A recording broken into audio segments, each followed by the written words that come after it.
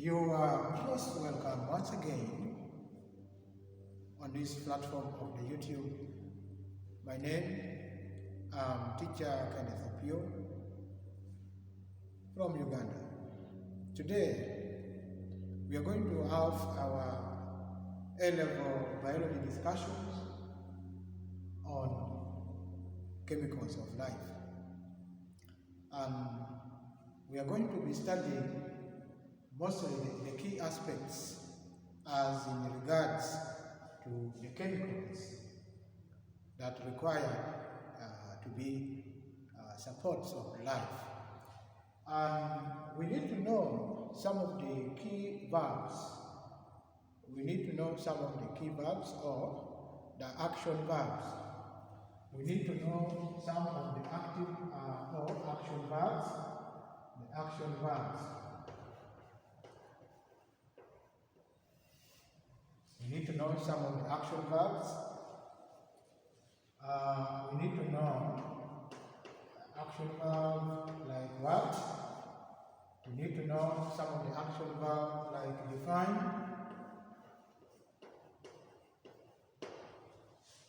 and what and define are the same thing. Then we also need to know some of the action verb like outline, suggest.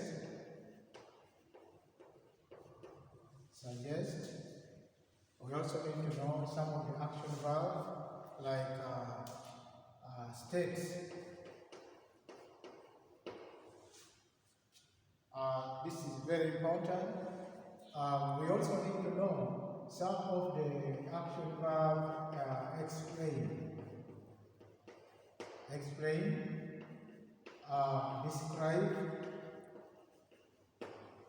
describe.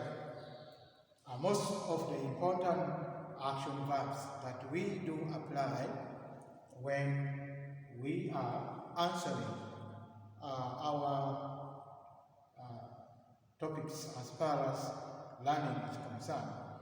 Now let's go a bit back to chemicals of life.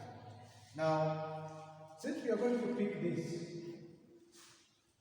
we need to know our key subject of today as chemicals of life. So what is chemicals of life? We now need to know action verb,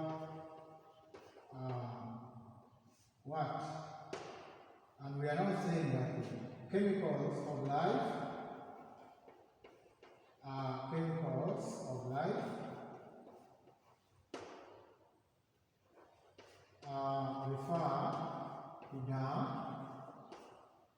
study of compounds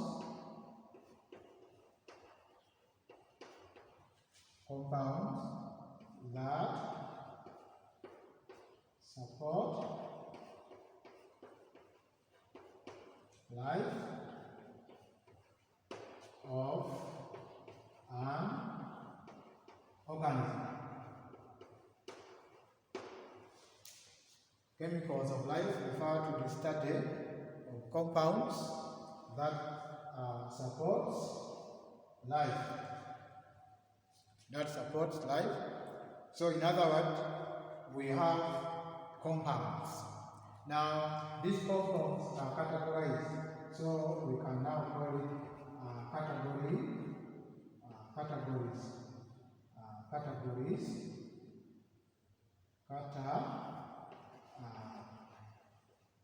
of chemicals, or we can call it chemical compounds. Categories of chemical compounds. We have inorganic compounds.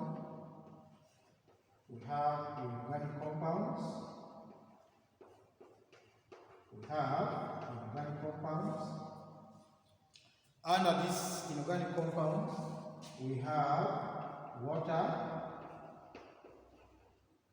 we have mineral salts, we also have mineral acids. We also have vitamins among the few that we have. Then we also can talk about organic compounds. We can also bring organic compounds. So, for the case of organic compounds, we shall have nucleic acid as our priority, nucleic acids, and then we shall also have carbohydrates.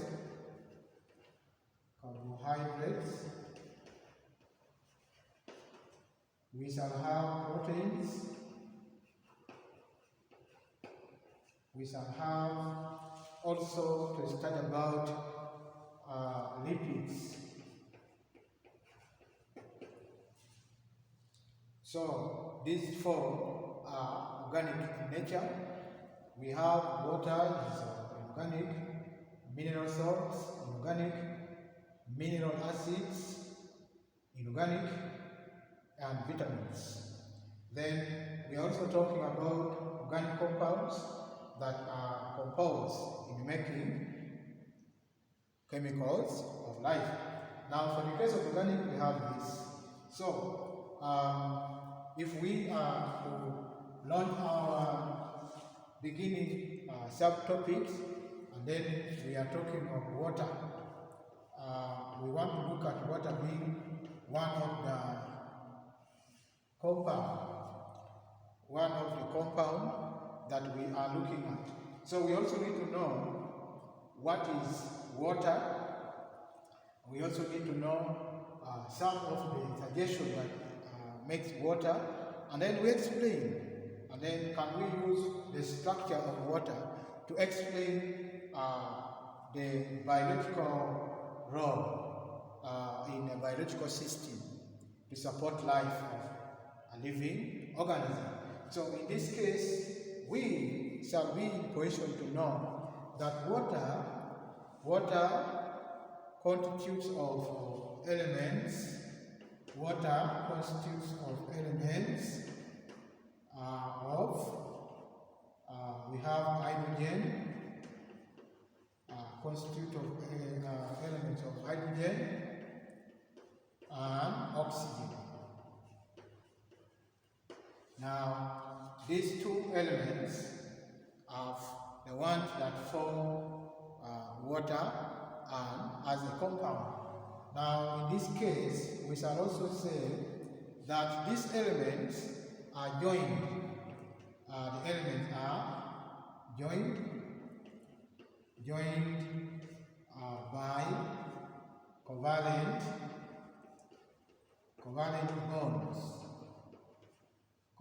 bonds. So the combination of covalent bonds are normally done by by sharing of electron sharing, where the electron between oxygen atom are being shared with the electron from hydrogen in a covalent setting to form our molecules we are referring to as water components. Now also we need to take and address in this case the bond that exists here in water. It is called covalent bond. Then we shall also be looking at the composition of water in the body. You realize that water constitutes of about 60% of the total body weights. So you find that the weight of an organism, around 60% of it is water, and that means that we can decide to get the dry weight of the body after when we extract water out of this body. So the total dry weight of the body, at least out of 160, is being contributed by by water. Then also, when we now look at in the cell, you find that in the cell, water contributes about 80%. That is in the cell, like in the cell protoplasm. You find that it contributes about 80%. So that means that the total weight of a cell is 80%. That means it contains more of water, and therefore it's a very important component of the cells. Now, when we look at something also here, as we go back to finding something that we can briefly refer to, we shall now look at the properties. We shall look at the properties of water. We look at properties of water, properties of water. Now, you will believe me that water as a compound is so unique in its structure. And now, since we are dealing with properties, we are simply referring to the structure of water. So if we know what this structure is composed of, then we shall be able to know and notify something that is of importance to us. Now, point number one, we see that water has a high temperature, or we can say high boiling point. Boiling point. So that's already in terms of boiling, and then it also has low freezing point. So water here freezes at 0 degrees Celsius, and here it boils at 100 degrees Celsius. So that difference is what makes it have a relatively high temperature. Then also, when you look at the high specific heat capacity is high. So the purpose of it having high specific heat capacity is to provide room for absorbance or absorptions of heat per Kelvin, so that the heat can be removed from the system, so that cooling may take place, because water has a high boiling point and therefore can absorb heat and therefore allow cooling to take place. Then also you look at that water has a high surface tension, high surface tension, and that is also one of the properties of water. Now, surface tension is a force of attraction that allows the surface of water molecule to contract, so that it allows the molecules to come closer, and therefore increasing the surface area or reducing the area of the water molecules. So in this case, surface tension can promote a number of molecules of water to be occupied in a small area because of that contraction between its molecules. And then also we say that water is a colorless liquid. Water is a colorless liquid,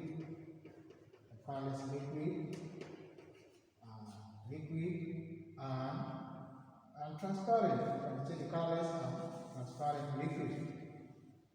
Colorless and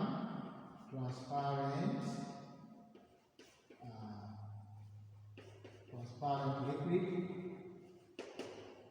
We can also talk about it in terms of its existence.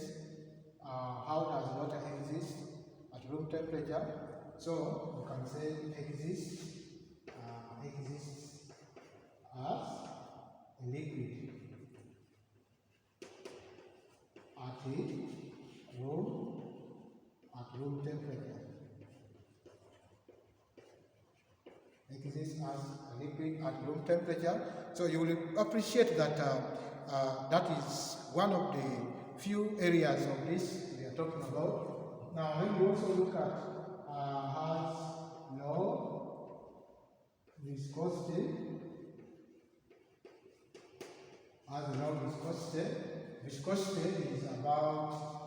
viscosity is about thickness and thinness of the water molecule. So you find that water can flow and can override on each other molecules, unlike other liquid which is likely not to override on each other. So this is what we are talking about in this case, and so we are able to look at that. Then also when you look at in terms of forces, we say high cohesion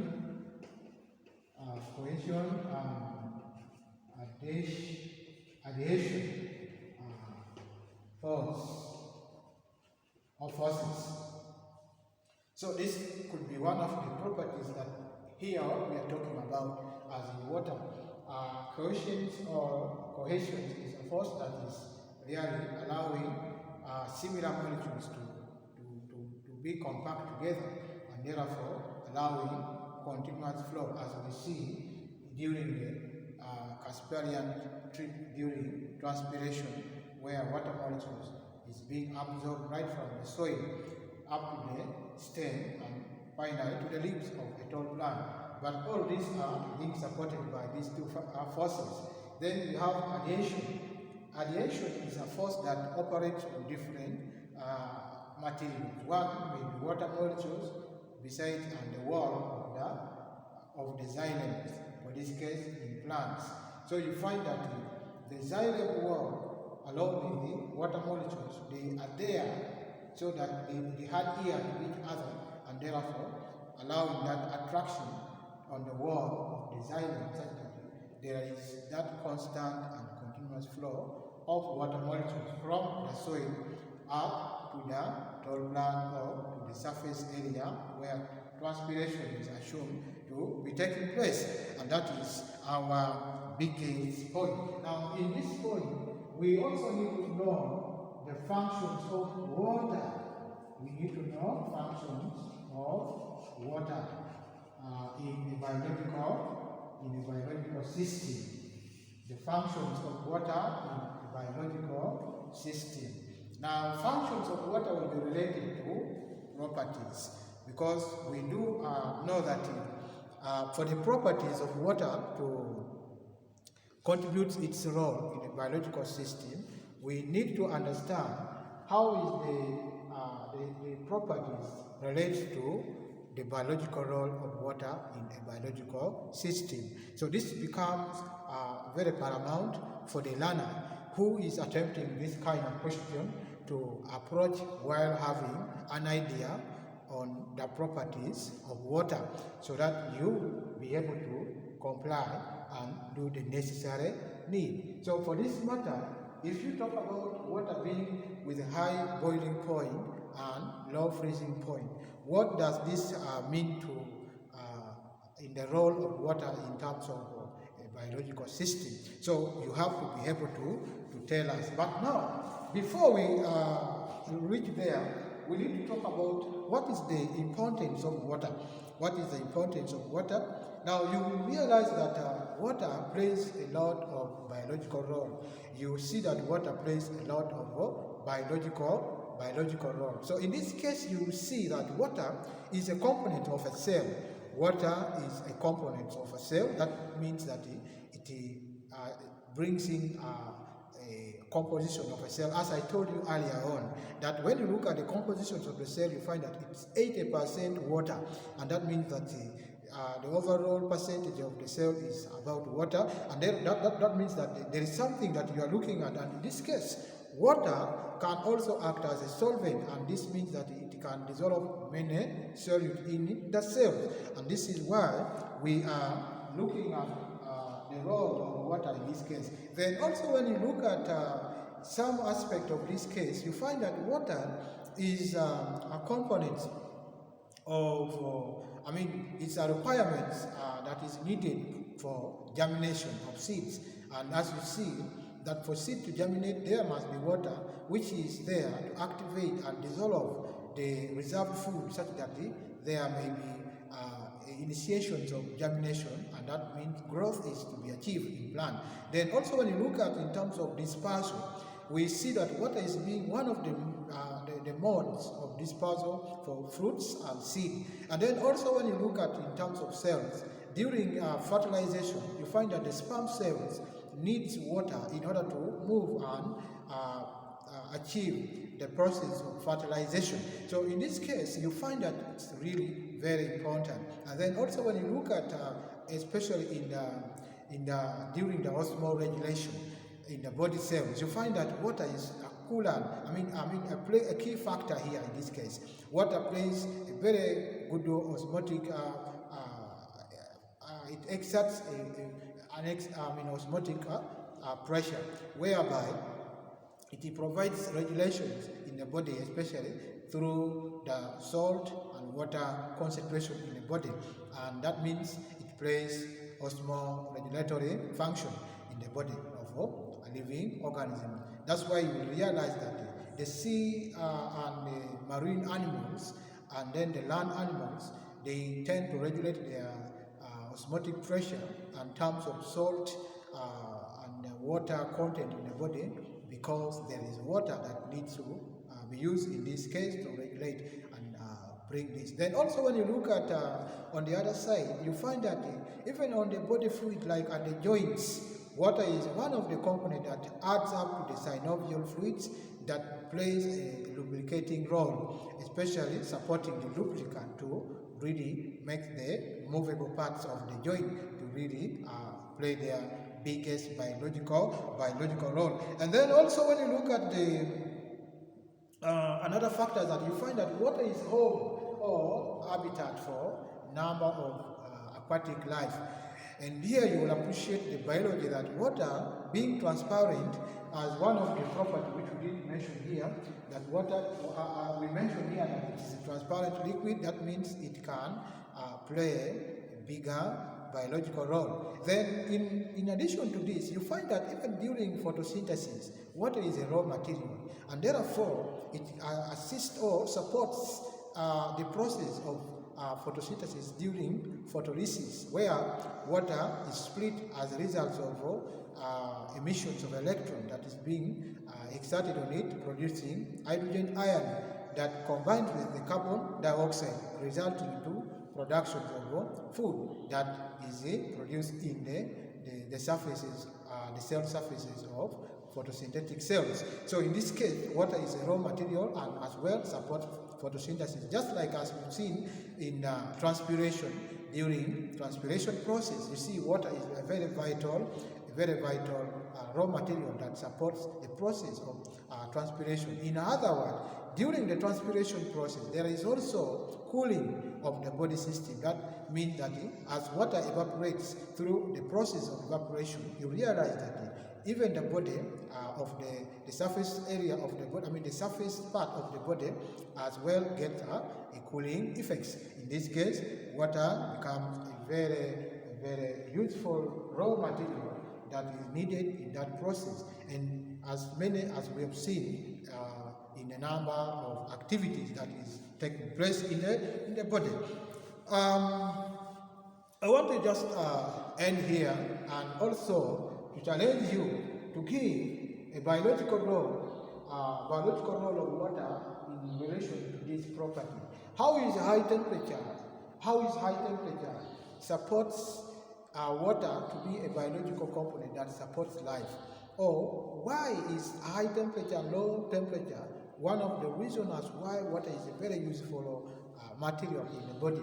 You need to be able to elaborate this clearly. For this matter, since water has a high boiling point, that means that it can sustain the body temperature that can reduce the risk of the body getting damaged by high temperature, since it can absorb heat and retain heat before reaching 100 degrees Celsius. That means the body temperature can be ascertained in this case, and lowering the risk of having high temperature that can destroy many cellular activities in the body.